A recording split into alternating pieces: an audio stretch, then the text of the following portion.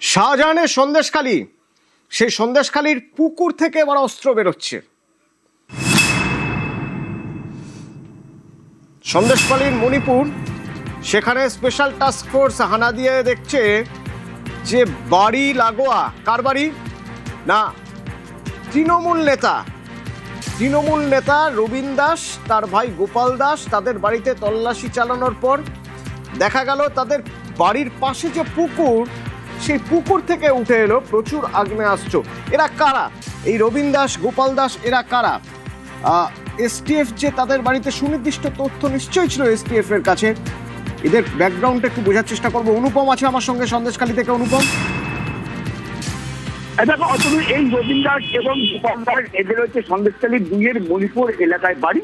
এরা একজন সন্দেশখালীর যে শেখ শাহজাহান, সেই শেখ শাহজাহানের একদম ঘনিষ্ঠ এবং এলাকার ত্রাস বলা যেতে পারে। এরা এই যে রবীন দাস এবং গোপাল দাস এবং তার যেসব অনুগামীরা, তারা দীর্ঘদিন ধরে এই মণিপুর সহ পার্শ্ববর্তী এলাকায় এক প্রকার বলা যেতে পারে ত্রাস সৃষ্টি করে রেখেছিল এবং মাঝে মাঝেই এই শেখ শাহজাহানকে এই মণিপুর এলাকায় এনে সাধারণ মানুষকে হুমকি দিত। এমনকি মহিলাদেরকে বাড়ি থেকে টেনে বের করে এনে তাদেরকে হুমকি দেওয়া হতো যে তাদের স্বামীদের মুন্ডু কেটে ফুটবল খেলা হবে, কোনো রকমে যেন তৃণমূলের বিরোধিতা না করা হয়, তৃণমূল ছাড়া এই মণিপুর এলাকায় অন্য কোনো দল করতে পারবে না, এমনটাই হুমকি দেওয়া হতো এই রবীন দাস এবং গোপাল দাস তার অনুগামীরা। এরপর 2024-এর পরেও, 2024 সালের পরেও বহু মানুষ এই রবীন দাস এবং গোপাল দাসের অত্যাচারে বাড়ি ছাড়তে বাধ্য হয়েছে। এক প্রকার বলা যেতে পারবে মাসের পর মাস পুরুষহীন হয়েছিল এই মণিপুর এলাকা। এখন এইবার যে রাজ্যে পরিবর্তনের পরে এসটিএফ আজকে সকালবেলায় এই রবীন দাস আর গোপাল দাসের বাড়িতে প্রথমে সকালবেলায় যায়, কিন্তু এই যে গোপাল দাস বা রবীন দাস, এদের কি জালে তোলা সম্ভব হয়েছে? দেখো অতনু, রবীন দাসকে খুঁজে পাওয়া যায়নি, কিন্তু গোপাল দাসকে এলাকারই এক জায়গা থেকে এসটিএফ তাকে আটক করেছে, ইঞ্জিন ভ্যানে করে গ্রামের থেকে বের করে নিয়ে এসটিএফ এর আন্ডারে এই মুহূর্তে রয়েছে। আটক করে তাকে জিজ্ঞাসাবাদ করছে। পাশাপাশি এসটিএফ এই রবীন দাস আর গোপাল দাসের বাড়ির থেকে বেরোনোর পর তারা কিন্তু আবার সেই যে মণিপুর এলাকায় তারা আরো কয়েকজনের বাড়িতে গিয়েছেন, সে খবরও নেবো তোমার থেকে, সে খবরও নেবো, সঙ্গে থাকো। কারো স্বামী নিশ্চিন্তে ঘুমোতে পারে না, কারোর কোলের বাচ্চা রাতের পর রাত নিয়ে কাটাতে পারে না, কারণ এরা রাতের অন্ধকারে স্বামীদেরকে ডেকে নিয়ে গিয়ে মার্ডার করছে, কারো পা ভেঙে দিচ্ছে, কারো হাত ভেঙে দিচ্ছে, কারো স্বামীকে মারছে, এমন বলতে গেলে বলছে মুন্ডু নিয়ে খেলা করবে। এমনও পর্যন্ত দিন গেছে 2024-এ আমাদেরকে বাড়ি ছাড়া হতে হয়েছে। এদের কঠিন থেকে কঠিন শাস্তি হোক। কি পাওয়া গেল?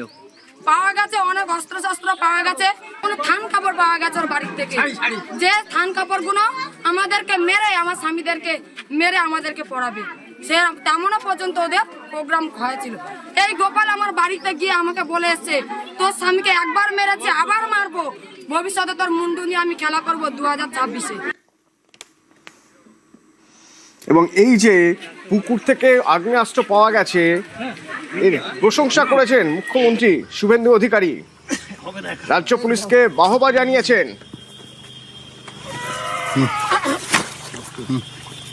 ভিডিও পোস্ট করেছেন সোশ্যাল মিডিয়ায়। এবং কি লিখেছেন? তুই জামাটা খোলা গে। লিখেছেন, অন্ধকার দিন এখন অতীত, হিংসার রাজনীতির শিকার হয়েছিল বহু বিজেপি কর্মী, আগের সরকারের জামানায় অবৈধ অস্ত্র মজুত করা ছিল। রাজ্য পুলিশের এই বড় সাফল্যের জন্য আন্তরিক অভিনন্দন জানিয়েছেন মুখ্যমন্ত্রী শুভেন্দু অধিকারী। নির্ভুল গোয়েন্দা তথ্যের ভিত্তিতেই এই অস্ত্র উদ্ধার সম্ভব হয়েছে। একাধিক জায়গায় তল্লাশি চালিয়েছে এসটিএফ এবং তারপর এই সাফল্য। কুমড়োখালী, বাসন্তী, সন্দেশখালীর একাধিক জায়গায়।